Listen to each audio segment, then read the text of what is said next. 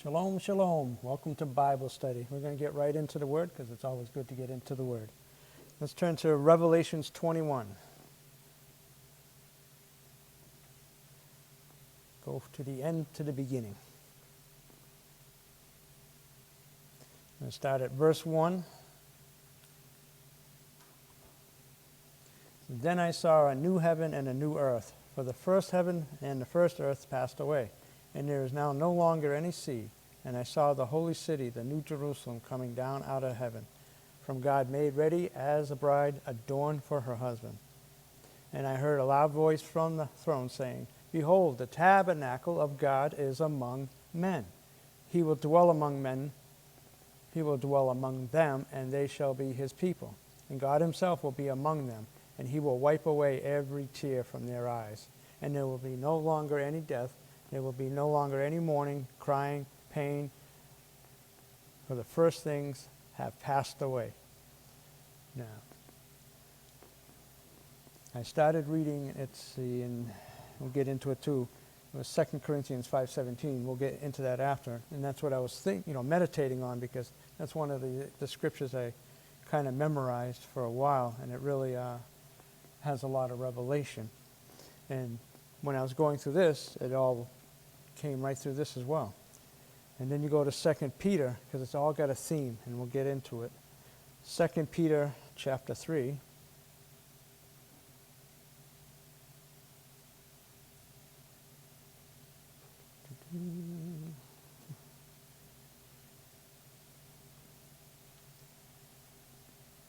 Verse 12.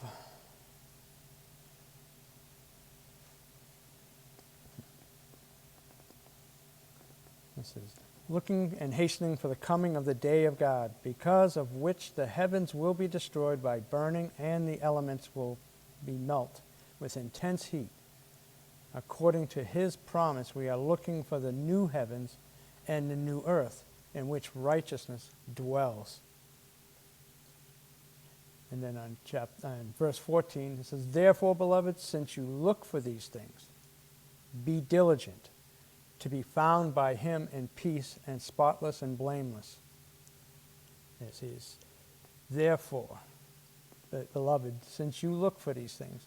So obviously, there's a looking, anticipation. It says to be diligent, to be found by him in peace and spotless and blameless. And go to Isaiah 65.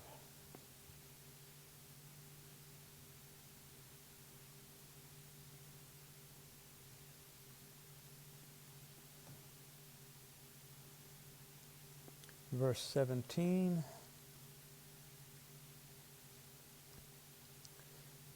It says, For behold, I create new heavens and a new earth, and the former things will not be remembered or come to mind. Be glad and rejoice forever in what I created. For behold, I created Jerusalem for rejoicing, and her people for gladness. Now we go to 2 Corinthians chapter 5, 17.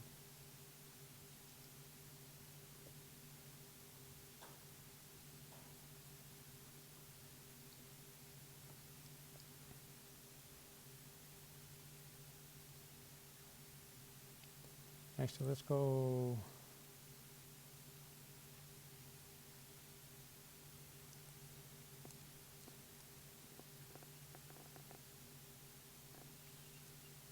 Let's start at 13. For if we are beside ourselves, it is for God. If we are not sound mind, it is for you. For the love of Messiah controls us, having concluded this, that one died for all. Therefore, all died, and he died for all, so that they who live might no longer live for themselves, yet live for him who died and rose again on their behalf. Therefore, from now on, we recognize no one according to the flesh. Even though we have known Messiah according to the flesh, yet now we know him in this way, no longer. Therefore, if anyone is in Messiah, he is a new creature. Some say creation. The old things passed away. Behold, new things have come. Now all these things are from God, who reconciled us to himself through Messiah and gave us the ministry of reconciliation. That is, God was in Messiah reconciling the world to himself, not counting their trespasses against them, as he has committed to us the world of reconciliation. It is a theme. You know, all is new. The old is passed away. And when I started looking in Revelations, when it was saying that the new heavens and the new earth, the old earth has passed away. And then I came across Deuteronomy chapter 33.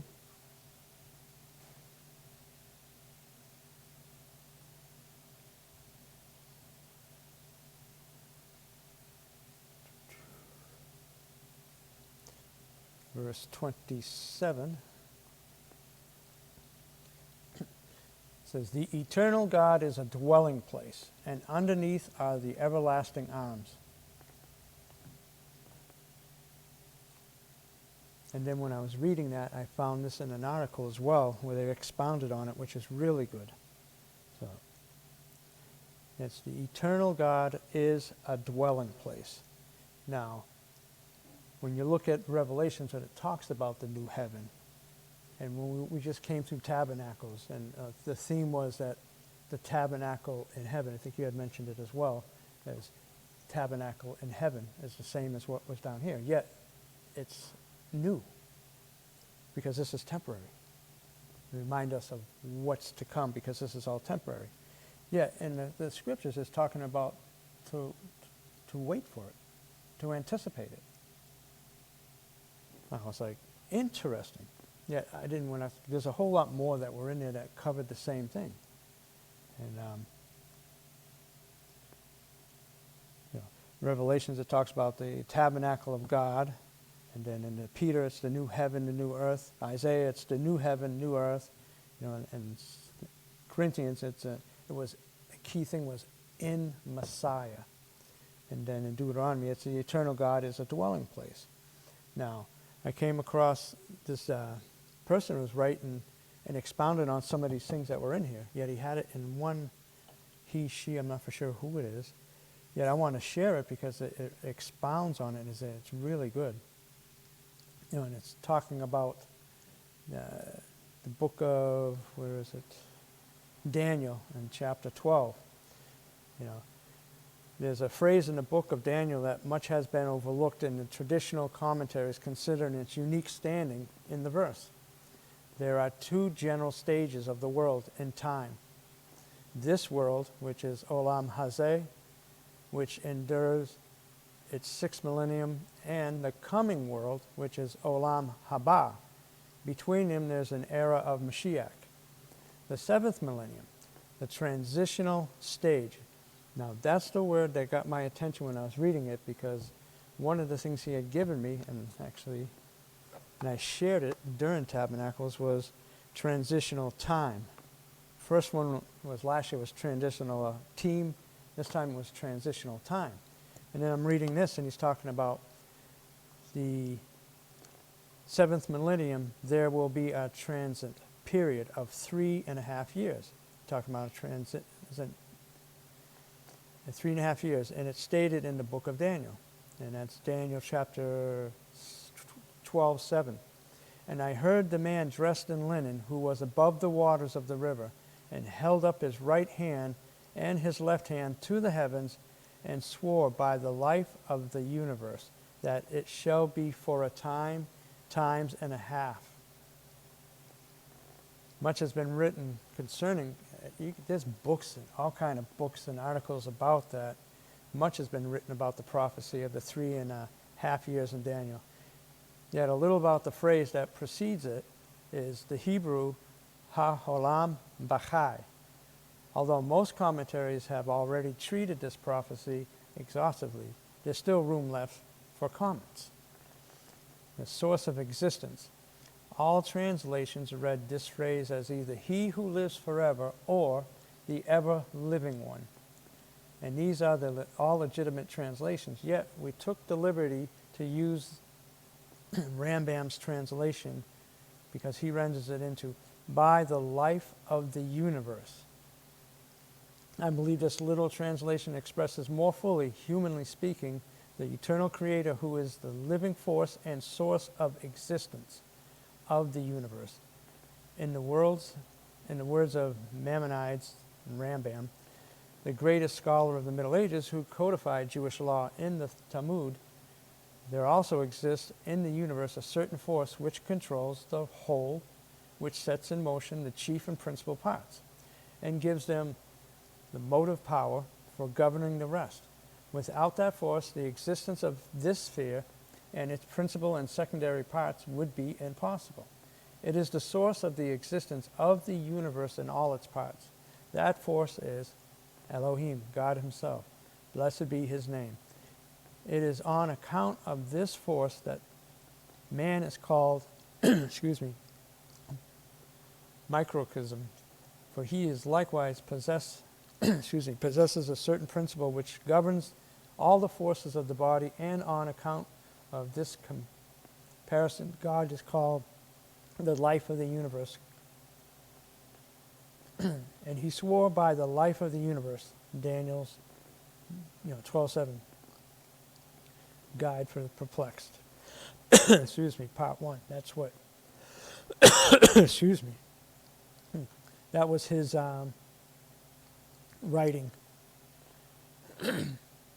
So why did Daniel use the words he used to refer to the eternal Elohim as the life of the universe? Maimonides hints that the answer is saying that the force that controls all forces is the source of the existence of the universe. And that force is God. The eternal Elohim has already been called in Genesis by 4 titles we read. Thank you. Now we go back to Genesis. Now Genesis gives them 4 titles. And it's neat. Because I've read that, and it just, because it's in Genesis 1:1, Genesis 2:4, Genesis 14:9, and then, Genesis 24:3. And the first one is Borai, it's creator. God created the heaven and the earth. That's Genesis 1:1. Oseh, which is maker, in the day that God made the earth and the heavens. That's in Genesis 2:4. And believe it's pronounced Kanai. It means possessor of heaven and earth, Genesis 14:9. And Elohim, supreme one, the God of heaven and the God of earth, Genesis 24:3. Now in Daniel 12, he is also called the life of the universe, for he indeed is the source of the existence of everything visible and invisible. With this appeal to the children of Israel expressed in the phrase, remember the days of old, in the Hebrew it's olam, it appears that Moshe tells them to study history of the nation beginning with Adam, Noah, and Abraham, and Isaac, and Jacob. The Hebrew word for olam is rendered in all translations of Deuteronomy 32 as old, referring to the past, example of to the history of Israel, looking back at its past. While in this case, olam indeed implies past tense connotations, it may refer also to the future. In such cases, it's best translated as eternity, forever, or always, thus connotating infinity. There are many examples in the Hebrew scripture with this meaning, and further on. Moshe stated that we believe that the focal point of this, namely that the Creator is the dwelling place of His world, and the world is not His dwelling. We read in Deuteronomy 33:27, the eternal Elohim is a dwelling place, and underneath are the everlasting arms. That's what got a hold of me, and I really was meditating on that, because the eternal Elohim is a dwelling place. So there we go, we're talking about the sukkah of heaven. He himself is a dwelling place, and underneath are the everlasting arms. Excuse me. So how do we understand olam? Good question. Does it refer to the past or future? When referring to time, the concept of olam does not mean past or future. Rather, olam is the totality of time. Olam is eternity, time, out of mind, past or future. The Greek translation of the Hebrew olam is cosmos, which we get the word the cosmos, the universe, which also means universe or space. We can cite several examples where the Hebrew word olam is used in its literal meaning and unaltered in the translations. Yet here it suffices to read it from Isaiah 64, where it reads, "Since the beginning of the world, olam, they have not heard, nor perceived by the ear, nor has eye seen any deity besides you, Elohim." That's Isaiah 64:4. Yet how does olam combine the concept of time and space? The Hebrew word olam comes from the verb olam. Olam is a primitive root of the meaning of to veil from sight, that is, to conceal literally or figuratively, like looking beyond the horizon, far beyond understanding. I'm looking at that because if you go in the Midwest, you can look down, and you're on the highway, and you just see the horizon, and it's a good example. And it says, "You do not see beyond the horizon, nor does he see where the horizon is. He does not know where the sun will rise." Hence, the concepts of where and when and space and time are bound together in a single space-time continuum called olam, universe. And this is our choice of translation. If, on the other hand, the reader prefers the translation of Daniel 12:7, "He who lives forever," there is no objection, since both renderings are much in harmony with the context, with the truth that the Creator is the one who lives forever. There is no injustice done to the context. If we agree or disagree with it, our arguments are that, 1, by the life of the universe is a little translation, and 2, the Hebrew phrase, the Chai Ha'olam, which is the great Maimonides translation as "by the life of the universe," it is of 2 nouns. It is in this English translations, besides if the phrase in question has been written Ha-Chai Le'olam, the traditional translation, "he who lives forever," would have been correct. Yet, that's not the way it's written. It's Barech Ha-Olam, if I'm saying that correct. Therefore, the corrections of this view is placed beyond doubt. Now, the causes of all causes. Before everything began with the first words of the Scripture, there was astonishing emptiness and darkness. You go to Genesis 1:1.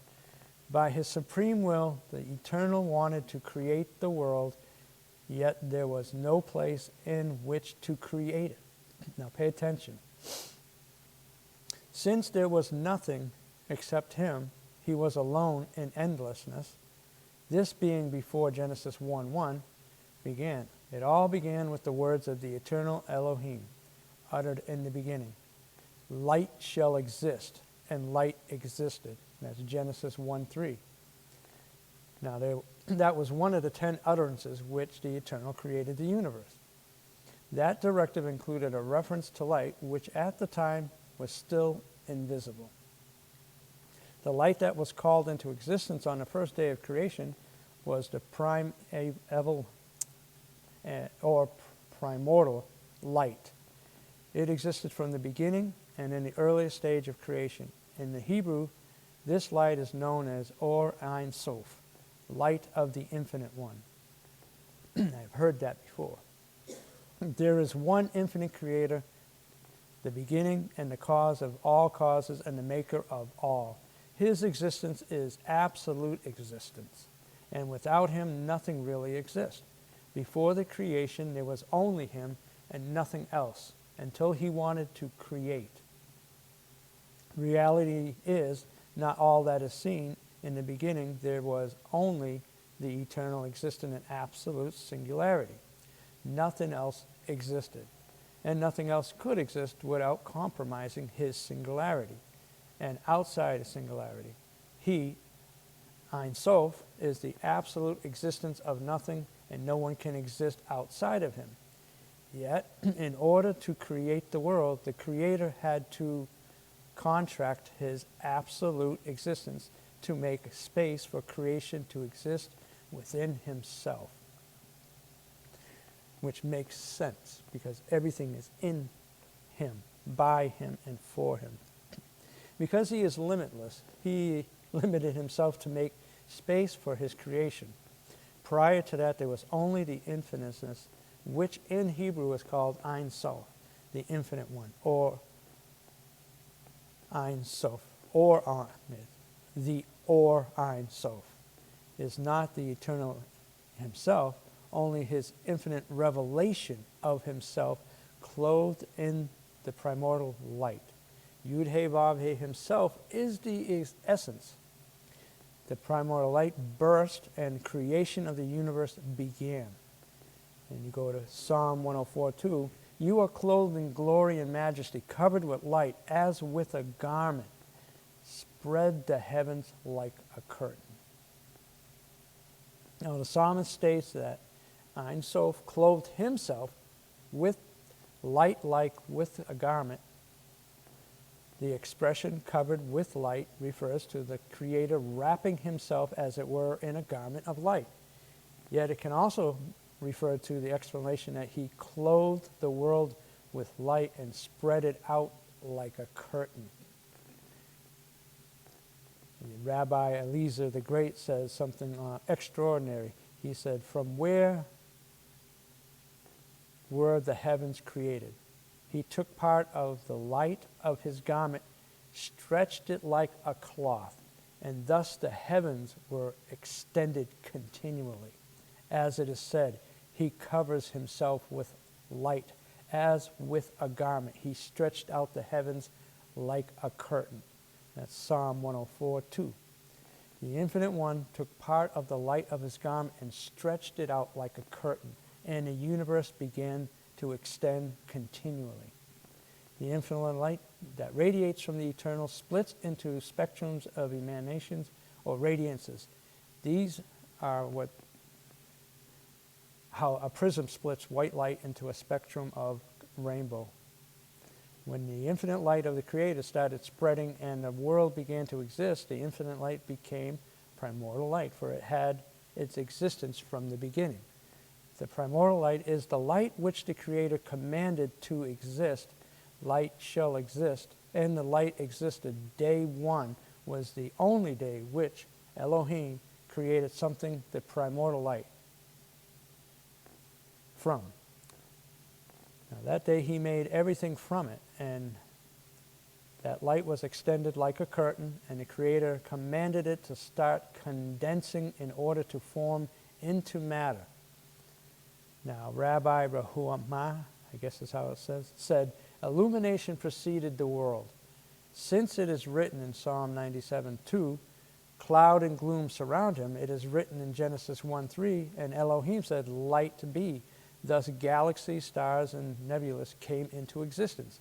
Since then, the creative force of the Creator, Ruach Elohim, constantly and ceaselessly is being involved in recreating and reanimating created beings from nothing, so that nothing can exist outside of him. Thus, in all, created things receive new life from the supernatural flow of the life force from him. Therefore, we speak of the Creator as their source, the cause of all causes, the life of the universe. Now, I like the way he expanded that, because you have the canopy stretch. I like that whole the definition of that, just spread it out and everything just continually created and kept going. Yet on the tabernacle in the heavenlies, where he talks about that's his dwelling, that's him dwelling there. And then I'm reminded, because I'm reading this and I can see it all through it. And let's go to John chapter 14.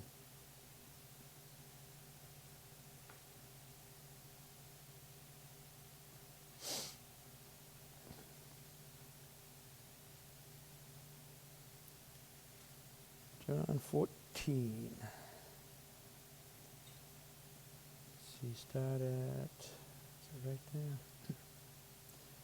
Verse 8. No, you can start at 7. If you had known me, you would have known my Father also. From now on, you know him and have seen him. Philip said to him, Lord, show us the Father, and it is enough for us. Yeshua said to him, I have been so long with you, and you yet have not come to know me? Philip, he who has seen me has seen the Father. How can you say, show us the Father? Do you not believe that I am the Father, and the Father is in me? I am in the Father, and the Father is in me. The words that I say to you, I do not speak of my own initiative. Yet the Father abiding in me does his works. Believe me that I am in the Father, and the Father is in me. Otherwise, believe because of the works themselves. Truly, truly, I say to you, he who believes in me, the works that I do, he will do also, and greater works than these he will do, because I go to the Father. Whatever you ask in my name, that I will do, so that the Father may be glorified in the Son. And if you ask me anything in my name, I will do it. If you love me, you will keep my commandments. Now it even goes to where he talks about everything was created in him, by him, through him, for him. And then here he's saying the same thing. If you've seen me, you've seen the Father. I am in the Father. He's using the same analogy. I'm in the Father is in me. Yet when he talked about in Corinthians, it says, and that's the thing that really got me, it says, all of these things have become new in Messiah. So that's the whole thing. It says it's in him, through him, for him, and it's neat. I'm just like, wow. Yet the anticipation of, because the old has passed away, we're so used to doing everything in this realm in our own ways. That's why he says if you do it in him, that's why if you're in him, you're going to do what he shows you what to do. You're going to say what he has to say. You will do what he wants you to do because you're in him. So in Revelations, when it talks about, well, actually, we're in Deuteronomy, the eternal God is a dwelling place, and that's a reference to in the tabernacle of God is in Revelations 21. It's a dwelling place. He is that dwelling place. That's why he can say, I'm in him and he is in me, because he said what? We are one. You know, what's the Shema? Hear, O Israel, the Lord of God, the Lord is Echad, one. One. So it's like, that's what he was. He was one with him. The two are one. And I said, well, no, they're two. No, they're one. See, that's the whole thing. It's the unity. And that's where the power is. And that's where the enemy, the adversary, wants to, remove people, so the unity's not there. So you can't be in Messiah if you're not in unity. So how can you be? So it's like even in, where was it? On the way to, the two were walking, and they were saying, and then when Yeshua had visited them and he was explaining all these things, and they said, did you not know that they just crucified, the Messiah, Yeshua? And when they were talking, once he left, they realized their hearts burned, and they just realized that it was him.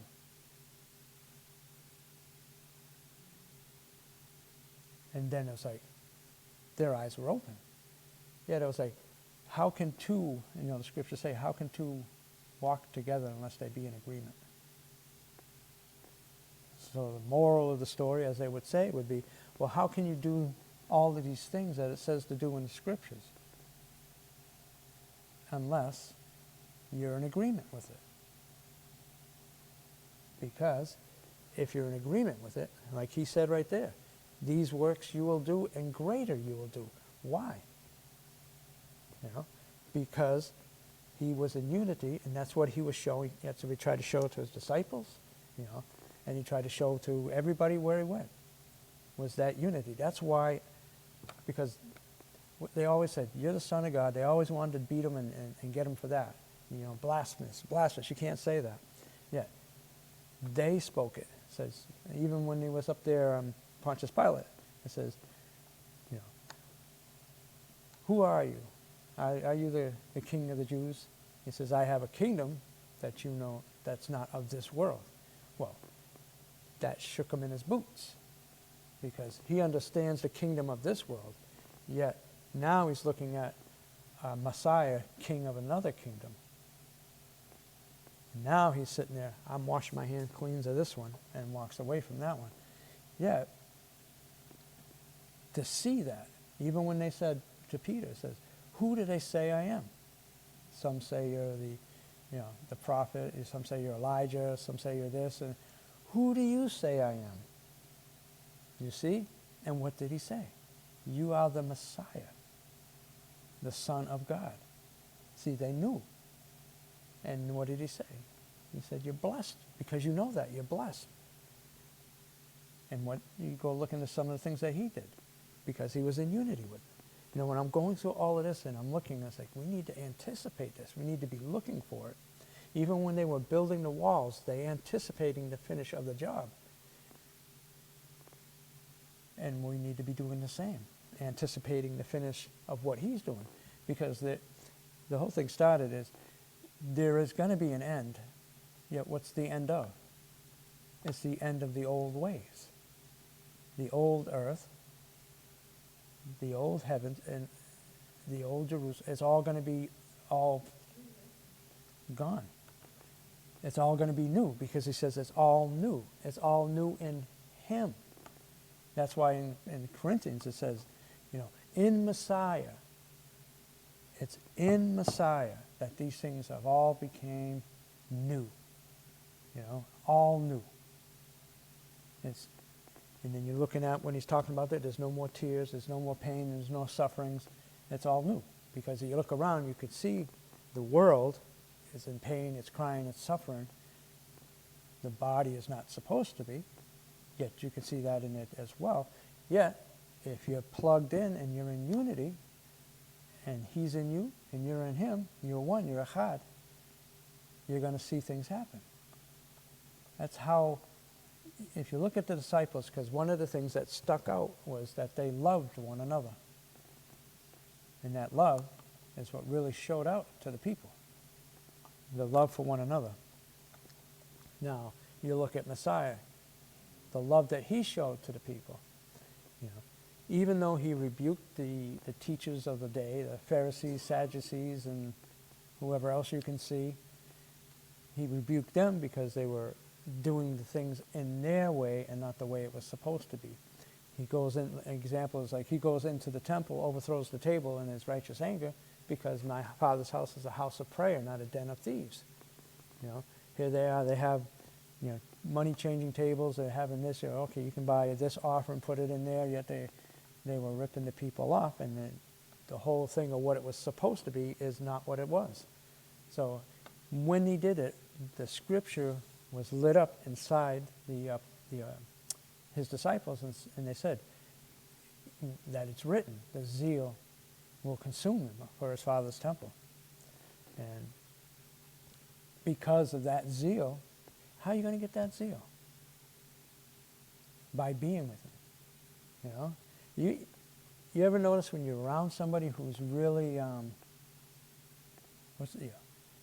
energetic and really, you walk in a room and the whole room lights up, and everybody just like lights up and changes the atmosphere, and that's basically what we're supposed to be doing. Yet then you got somebody who comes in there and just sits down, and it's like all the lights shut off, and it gets dark in here and it gets cold, and it's like, what's going on over there? Yeah, where's your alliance, your allegiance at? Because you're going to bring that with you. So if you're going to be with the one who's full of energy, you're going to be all. Now, how many people are going to hang around with the hum-glum guy? Too many. You see it all over the place. They're usually by themselves. Now, the ones that are the ones that are very full of joy, you see that people all around them, because they want to catch that. They want that. They want that to rub off on them. You look at some of the sayings of some of the the disciples or some of the rabbis, what they would do. You know, even the one that would hide under the bed because they want know everything about the person. Yet, that's the only way you're going to know about him. For one, it's the Word, because what did he say? I am the Word. And you need truth. I am the truth. And you need life. And he's the life. And it's because in Messiah you have a new life. That's why that's why I say, I get in this little thing, it's not the Romans road. That's not what changes your life. Anybody can say that. What changes your life is when you get a hold of what the Word says and you apply it. You know, when they seen the Word, the living Torah, what did they do? Their lives change and people notice it. You know, even to the point where the funny thing is they put John on the island of Patmos because they couldn't shut him up. They couldn't, stop the revelations from flowing. He was the closest one to him. He's the one who had the revelation of him the most. Yet, here he is. Once the last prophecy book written is Revelations, and he puts it out there. And that has a lot to do with the times that we're in now. Yet, they put him out there to shut him up. Yet, here it is. You can open your Bible and everybody's got the book. And what does it say? Because he said in the Word, it says, do not seal it up.